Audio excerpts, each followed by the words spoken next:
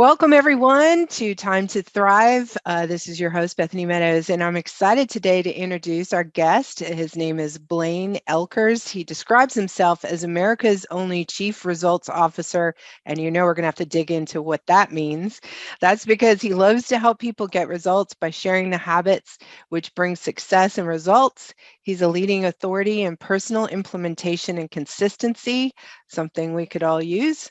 He's a TEDx speaker with over 190,000 views.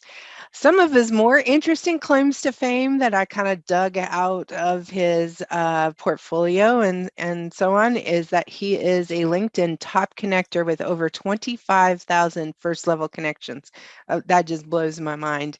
He's also a lifetime work from home entrepreneur. So he was doing this remote working long before any of us even knew what it was. So welcome to Time to Thrive, Blaine.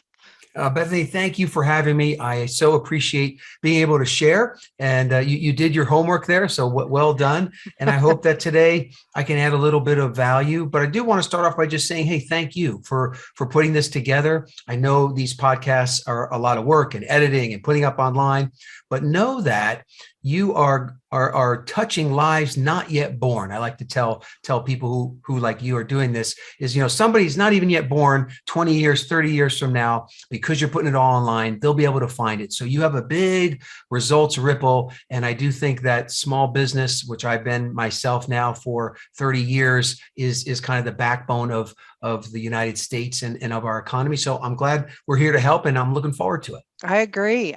Leaning into the small business owner. I mean, no better legacy than that. Tell us a little bit about your entrepreneurial journey, because I'm kind of curious what path does one take to becoming a chief results officer? Okay, good question. Well, I had a few moments of dawning comprehension that led to that, and so I graduated from Purdue University back in the '80s. I'll date myself a little bit there, but I did meet my wife there. We've been married 30 years now, so that was good. But while I was in college, I saw this little ad, and I've always been, like maybe some of the listeners, a seeker. Like how can I get better? What could I do? And I saw this little ad about a book called Think and Grow Rich. And it was an audio tape. Actually, it was an abridged version read by Earl Nightingale. I don't know if you know him, but he went on to kind of become a little bit of a mentor for me, along with Jim Rohn. But I read that book in college.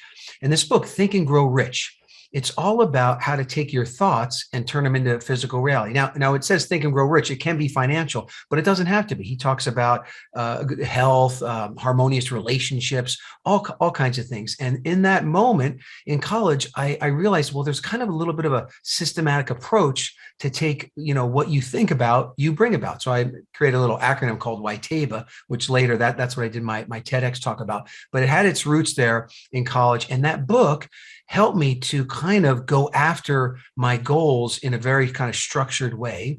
And I got a great job out of college with Hewlett Packard, and I was there for a little while, and I'm like, I don't want anybody's job here. So I wanted to be more of an entrepreneur. So I changed jobs a few times to get a little bit closer to it. And then I saved up enough money, and I actually went and I became a franchisee with Domino's Pizza. So I had kind of a little corporate experience. Then I was running this pizza place. I had to go through all the training. It took a number of years. But if you're a good manager, then they'll actually kind of fund you to purchase a store. So I purchased a store, and it was running good. We had some record weeks. And then one night, somebody smashed through our front door after we closed, and they robbed me at gunpoint. And that was another little bit of a moment of dawning comprehension there. And my wife, Beth, said, this may not be right for us. And so I went back to my technical job. My manager, her dream was to own a Domino's Pizza franchise. So I sold it to her, and I went back into the tech field with my tail between my legs, but they did hire me back. So I was also somebody that kind of went the extra mile. Now I found it's never crowded along the extra mile, but I was able to go back to that job after being out of the field for 4 or 5 years. And I went there and I worked in that job, and I even got them to move me out to Arizona, where I live now. And I was working for them, and I came back from a business trip, and it was a long trip. Maybe it was like 4 or 5 days. And I came back, and at this time now, our son, Bo, he was 1 year old, and he kind of was giving me the cold shoulder. And this was kind of another moment of dawning comprehension. And I said, Beth, what's going on? Why is Bo giving me the cold shoulder? And she said, well, you were gone so long, he kind of like forgot who you were. And I was like, what? And that was like emotionally hit me really hard. And I realized when I was a kid, I would come home to the empty house and all this emotion came up. And that night I made what I call a clarifying decision that I was going to work from home, like no matter what. And so I started two different businesses. It took me a year, but a year later, I left that job and I've been kind of working from home ever since. And one of the companies I founded was this company called Self-Fluence, the art and science of influencing yourself. And what I found is when I started working from home, I had more time, so much more time to dig into what works. How do you influence yourself? How do you create new habits? How do you compress time and all those things? And I got a little reputation for that. And these mastermind groups started asking me, they said, hey, would you come help, help the members get results, kind of like on a weekly basis. So I created a program for that. And they started calling me Chief Results Officer. And so I thought that's a pretty good title. CRO, you're Crow, you're Chief Results Officer.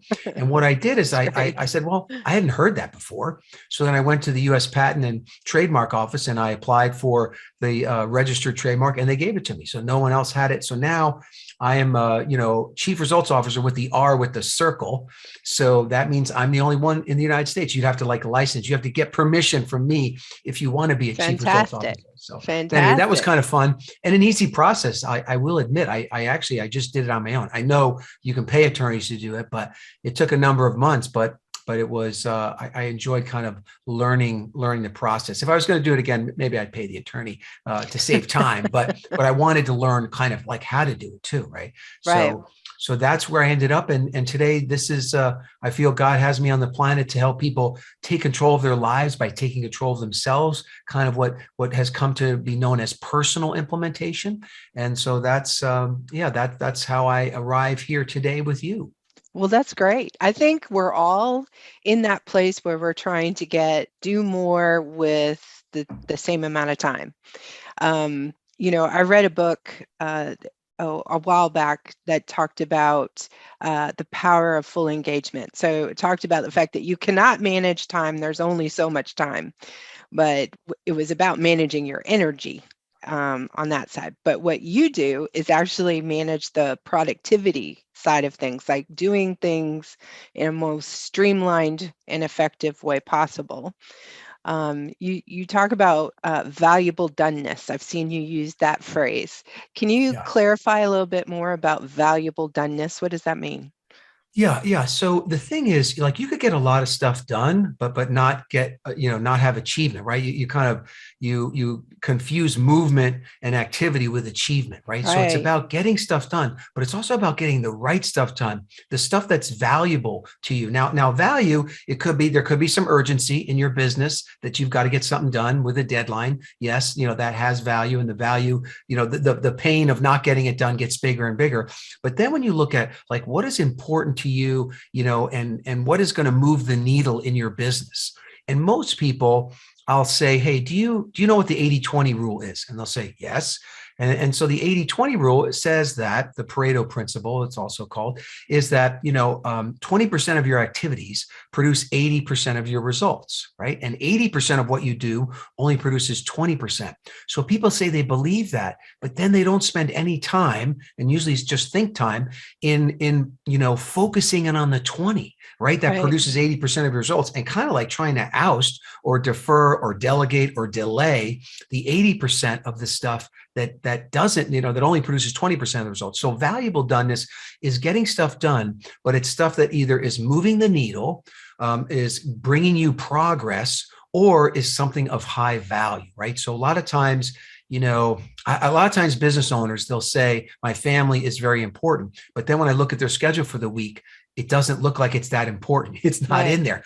And it doesn't have to be a large amount of time, but you need to have some, what are those things you value? You have to visit them. I like to do it on a weekly basis. So Friday afternoon is my favorite time of the week. And I create this thing called a self plan for the next week.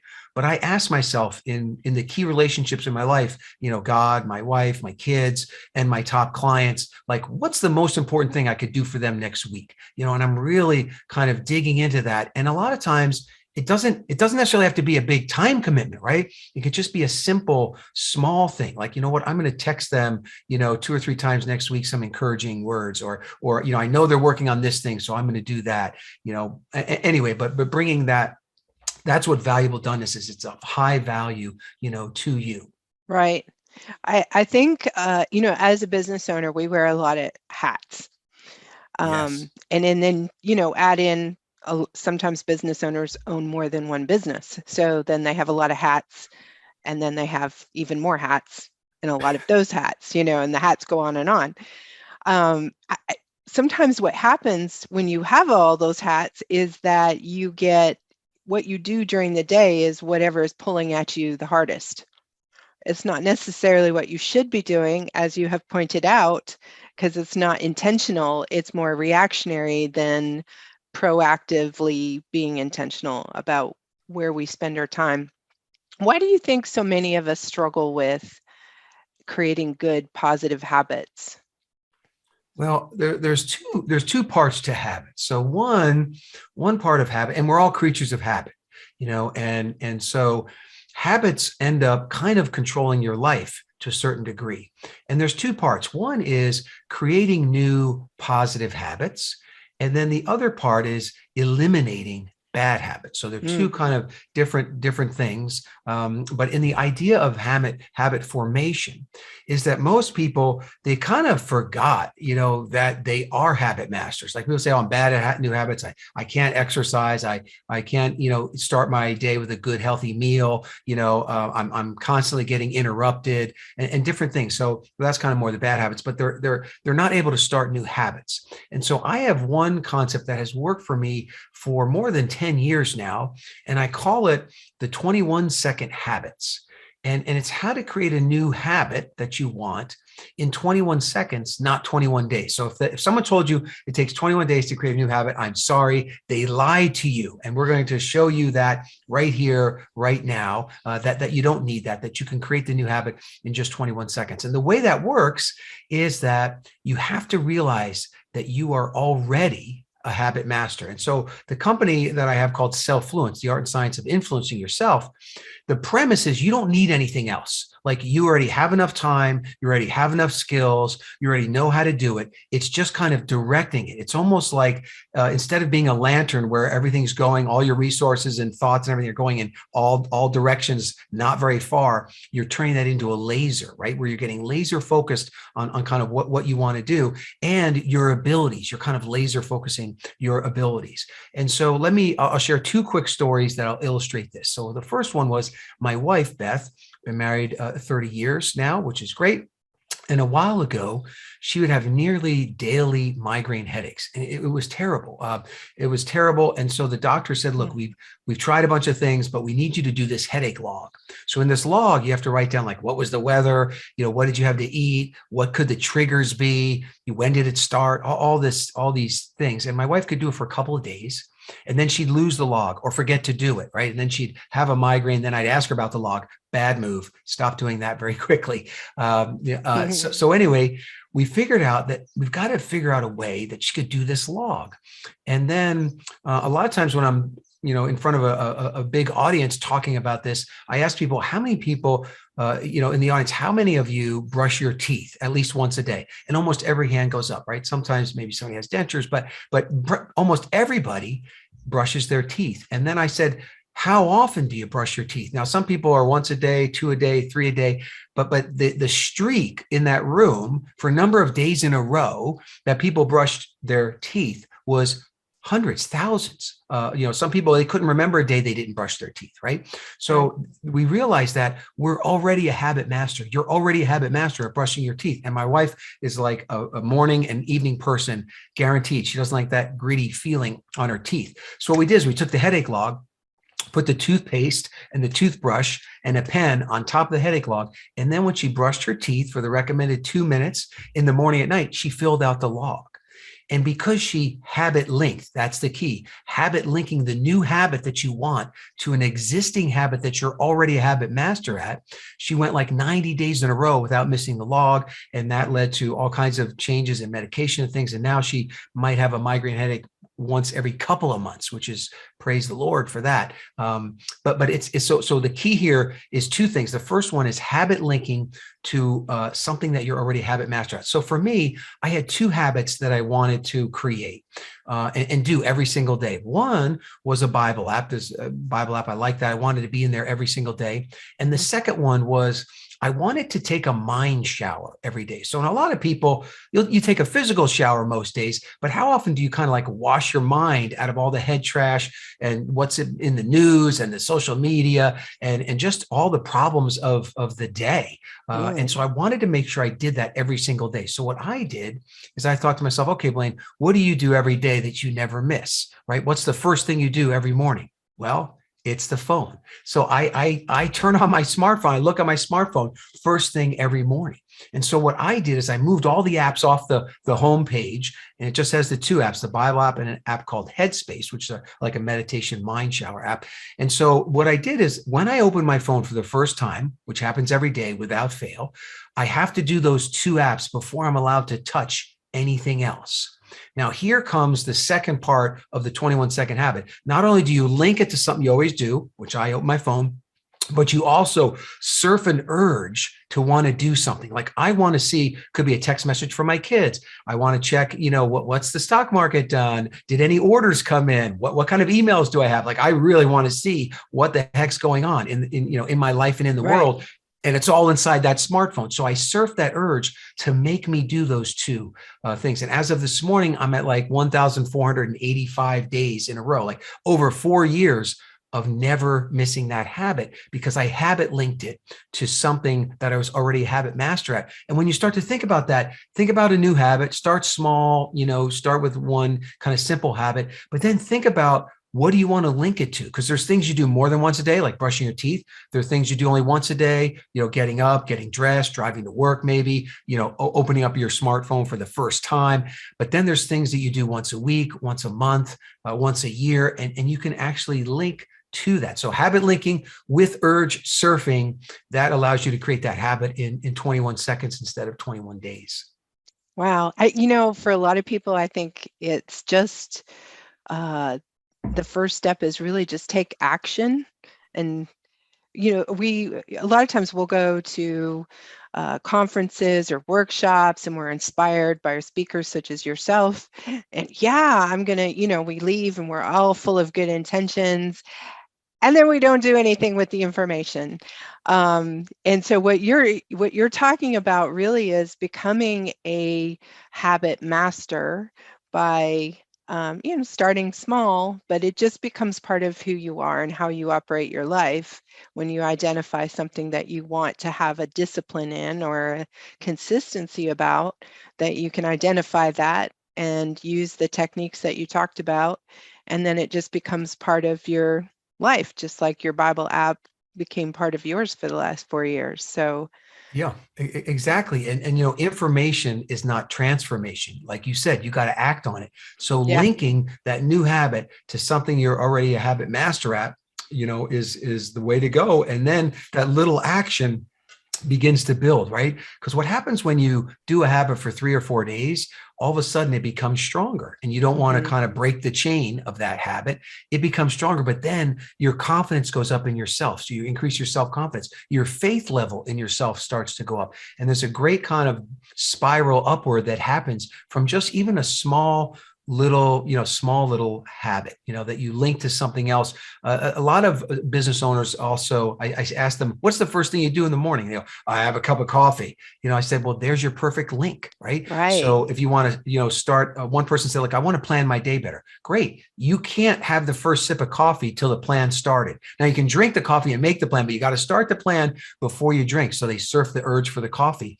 Works every time. They'll go weeks, months of doing that plan because they're never going to miss that coffee. They're already a habit master at drinking the coffee. I love that. I love that. I mean, one of the things that I'm very intentional about, I call it like points of friction. And so anytime I have a point of friction in my life, I'm looking for a system, process, something to smooth that out, to make that go away, that point of friction. And that's the way I think about that. I was like that as a parent, when the kids were fighting each other for shotgun in the car. I assigned seats, so nobody ever did that again. So, that was a point of friction. And I think, as a business owner, we have a lot of those points of friction. We're our own worst enemy sometimes. We can say, it's just easier for me to do it than to train somebody to do it. That is true. You That know, is so true. I mean, reducing friction is key. And I think that we get so busy as business owners that sometimes we forget to do probably the most valuable thing of all, and that is think time. that's right. And if you Yes. either post, like after something happens, debrief, figure out how to ride better next time, how to do it better next time, or that pre-thinking, okay, how can I maximize my day, or what do I need to do before the day takes over? Like you said, once you get in about 9 o'clock, 10 o'clock, the day can overwhelm you, right? So you may have Right. to organize your day to do some of those high value things, kind of before the day takes over. But there's so much going on, and thinking is one of the things that I think of a business owner would just take 30 minutes a day of airplane mode, that's not just for the airplane. Turn everything, all the distractions off, and give yourself 30 minutes to really either map out the day or maybe go deep, do kind of deep work, deep focus on one thing that's kind of really bugging you. And you'll find tremendous value. Right. That's what I say all the time, is that thinking time needs to be on your to-do list. It needs to be on your calendar. You need to be intentional about spending that time working on your business, not just in your business. Otherwise, you're just, you have a job. You're just doing a job. You're just doing all the things, and you're not really thinking about scaling, growing, changing, keeping up. Yeah, I You agree. one of your other things that you teach is the 30-minute hour, which I'm really intrigued about, because I'm all about doing 60 minutes worth of work in 30 minutes. So I can't wait to learn Yes. what Okay. that's This is about. good.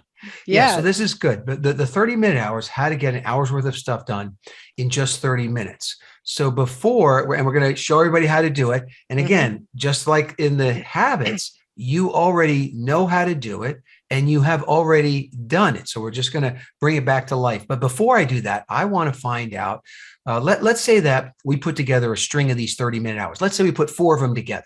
Okay, so that means we got 4 hours worth of stuff done in just 2 hours. So that leaves us 2 guilt-free hours that we're not going to work. All right. So my question for you, and I'll give the answer first, but if you were given 2 guilt-free hours and you weren't going to work. Now, normally I'm type A, I would probably try to get more work in, but let's say I wasn't. For me, if I had 2 guilt-free hours, for me, I like the Peloton bike. I'd probably take a nice long ride in the Peloton. I also like to get outside. I'm in the Phoenix area, get outside, go for a walk, maybe go for a hike. I also, would probably maybe catch up with some old friends. I do like to kind of just check in with friends. I feel like I don't have enough time to do that. And then I might take a little nap. I like little cat naps here and there, but that's me. So what about you? What would you do if you had 2 guilt-free hours of time? Oh, so if it's beautiful outside, I would go sit on my dock in one of the swing chairs and Nice. maybe read an actual book with paper. Because a lot of times I listen to books a lot in the car, but it's usually like running in between appointments and busy, and I catch snippets of it here and there. But just to be able, because that's something I would do on vacation, is read a physical paper book. That feels like a luxury to me. Grabbing coffee with a friend, definitely. Spending time with my adult children, my grandchildren, my husband. It's our 10th anniversary today, the Oh, day that nice. we're Hey, recording this. Yeah, happy anniversary. thank you. That's awesome. Well, good. That's a lot of stuff. And I have people do that first before we show you this, so that some of this extra time you're going to create, goes into some of those things.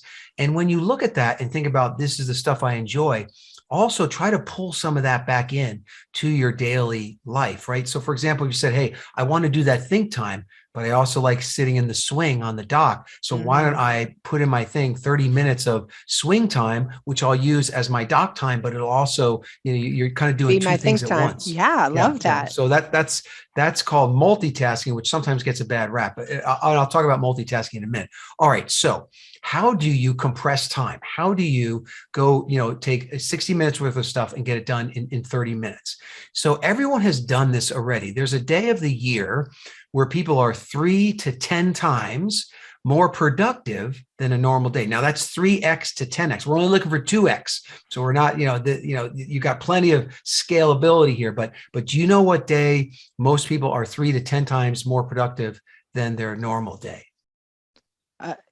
You mean like of the day of the week or the day Well, of the it's a certain day, but it's not calendar specific. So some people have a couple of these days a year. Some people might only have one of those days a year. But it's a certain kind of day. It would be any day I got 8 hours sleep. Okay, so for you, sleep is big. Big, all right. Yes. So you have a correlation there. So it's worth it for you to get that extra sleep. Well, the day that people get 3 to 10 times more stuff done than a normal day is actually the day before vacation. So think about this. So the day, I have a little sign here in my office, it's the day before vacation, because I always want to keep that in my mind. So the 30-minute hour, the power of that comes from the day before vacation. So you already know how to do it. You're just not doing it each day. So I have a little acronym that I use for this, and it's a PDF. Now, that everyone knows that stands for portable document format, but say, hey, send me the PDF or print out the PDF. It's something easy to remember. So I want people to remember the fact that the 30-minute hour is the day before vacation, but the key to it is PDF. And that's an acronym for plan, delegate, focus. So plan, delegate, focus. So let me unpack each one of those for you, and you'll see how you can start to create these 30-minute hours. So planning. So what happens the day before vacation, you plan that day out. You've got limited time. Yeah. So you're really, you might be planning out, every 15 minutes or something like that. You're really planning it out. So you're going to have more 30-minute hours if you do what I call NDP, next day planning. So you want to make sure that you plan out, plan out your day. Typically, the day before vacation, people do get up on average about 30 minutes earlier than their normal day. So that's another key, is getting up early, because that time, like you talked about earlier, that time before the world attacks you with all of its needs, that time you can get so much more done in that. You also kind of have the clear vision in that planning phase. And you're also very 80-20. You're very much like, okay, what are these things that I have to get done? What are the most important stuff? And I'm ousting the 80% to after vacation, right? So you've got that in mind. So that's the planning stage. The second part is the D for delegate. And so delegate, you're thinking kind of who before the do, I like to say. So you're thinking who could do this before you go do it. And you're looking to delegate stuff. You can't do everything. So you have to delegate or defer the stuff. So that day before vacation, you're delegating a lot of stuff, or you're only doing part of the stuff. And what really happens, one of the beautiful things, and when I see this sign in my office here, day before vacation, what it does for me and for most is that it releases the perfectionist. See, that's what really happens, is like done is better than perfect. Done is the engine of more. You're just all about like getting it done, and so this releasing of the perfectionist in the delegation phase and getting done phase is really key. But the third one, so plan, delegate, focus. Fierce focus is what you really have on the day before vacation. So it is the day that you say no a lot. People, can you do this? Can you get me that? Can you stop here? No. Because KNOW, know what you're trying to get done. It's easier to say NO. So like NO is like in the middle of that word no. I always like that. Think about that. But so on that day before vacation, you're saying no. You're focused. You're not, there's no idle chit chat. There's no hours, an hour on the internet. There's no lost in TikTok or Instagram, for hours and hours or whatever, right? There's none of that. There's no chit chat. There's no long responses, right? So this is, you are really, really focused. So you say no. You also stay on schedule. And the day before vacation, people actually are more inclined to use timers. So that's another key. So when I look at, I think, okay, I've got to write this article, and I'm going to give myself an hour. I'll say, look, I'm going to do a 30-minute timer on it, and I'm going to go into airplane mode. right? And so when I do that, when I use the timer, I can, bring it down, make it smaller. Or some people will say, okay, we need a meeting. I say, how long do we need? And they'll say, we need 45 minutes. I'll say, can we do it in 30? And almost every time they say yes. If they say 30 minutes, I say, can we do it in 20? And again, I'm compressing time because I have that day before vacation attitude, right? So you say no, you stay on schedule, you use timers. And the last part is you use this concept of tasking, right? So there's single tasking, multitasking, which we talked a little about, and batch tasking. So the day before vacation, single tasking means when you have that core thing that only you can do and you've got to get it done, you shut out the world and you go for that thing. No distractions. If you are distracted, you quickly get back on course. I keep a lot of scrap paper around because the squirrel and the monkey mind will come in when I'm trying to single focus and get stuff done. But what I'll do is I'll write it on a piece of paper and then I put it to the side. Because weird things will come up, things about your business, like, oh yeah, I got to call back so-and-so. Oh, I forgot to do that. Boom, boom, boom, write on a piece of paper, move on. Or, oh, I've got to get this gift for somebody. Oh yeah, put it on the paper, move on. So really coming back in to that focus and turning off all the rings, dings, and bings. So that's single focus time. And if you do that, if you really cut out the world from that and you kind of get yourself right back on track when the squirrels and the monkeys come, you will be able to get an hour's worth of stuff done in just 30 minutes. Watch it happen. Because once you get distracted, things really kind of go haywire. So that's single tasking. Multitasking is when it kind of gets a bad rap. It's when you do two things at once, but you maintain the quality of both things. So if I need to write an article or something, I can't try to do that and, do email at the same time. That doesn't work. But if I want to say I want to get an hour's worth of exercise in, but I also want to get an hour with my family today, well, I can combine those two and we go play tennis for an hour. My kids both play tennis. So there, in 1 hour, I got 2 hours worth of stuff done because I had the time with the family and the exercise. So you look for those synergies. I like to ride a Peloton bike. I have a little insert that turns it into a desk. So I literally can work and exercise at the same time, right? Maybe you're going for a walk and you can listen to a podcast, or, the day before vacation, when you get in the car, that's time you're going to use. So you say, I got 30 minutes to drive. I can make 2 calls. Let's go. So you're using that time wherever you can quality wise do 2 things at once. That's multitasking. Single tasking, multitasking, and then batch tasking is just batching things together. That's what happens on the day before vacation. So if you have 3 errands to run, you don't run an errand, come back, run an errand, come back, run an errand, come back. No, you run all those errands together and you try to maximize them. You batch them together. Same thing. Like if you had 5 calls to make today, if you do 1 call, wait a while, second call. No, you do all 5 calls and you give yourself a certain amount of time for those calls. You batch them together and then you kind of optimize the time. Computer work together, kind of based on context as well. Like my wife works from home too. So we could be interrupting each other all day long. No, we have a shared note inside our iPhones and we'll put on this list, things that, so when we meet, we usually have lunch together, then we go through this by context. When I'm by that person, I do all those things with that person and I'm not interrupting them throughout. So that tasking is a big one on the focus and the day before vacation. And some people use different apps. Like I listen to podcasts typically like 1.3, maybe 1.5 speed. I talk kind of fast. They probably won't be able to do that for this episode, but you might have to slow it down or listen twice. But I get kind of excited to share. And, that's it. Release the perfectionist, day before vacation, PDF, plan, delegate, focus, and you can start having some of those 30-minute hours for sure. That's some amazing information right there. And again, the key is to take action on it, to actually implement some of the amazing things that you're bringing today. And so as we wrap this up, what would be the one thing that you would want people to know about personal development? Well, if I had to distill it all down, I did a TEDx talk about this subject of this acronym YTABA, which I came up with after reading Think and Grow Rich and having it kind of change my life a little bit. And that is, what you think about, you bring about. And if I had to distill it all down, it's that. So what you think about, you bring about. And so you need to really kind of control the inputs of your life and what you're around and who's influencing you and what you're thinking, and then take action, right? You got to bring it about. So it's not just kind of the law of attraction, just think about it's going to happen. No, the transformation happens in the action. So what you think about, you bring about. You go and you take action to kind of make that happen. That would be my summary of self-development in one sentence. Fantastic. Well, as we end this out, I want to encourage people to go watch your TED Talk, which they can at, it's Blaine, BLAINE, TEDx.com is where they can see that. And I appreciate you being on the show and bringing so many nuggets. I'm going to be listening to this one myself a couple times. I can tell you that right now.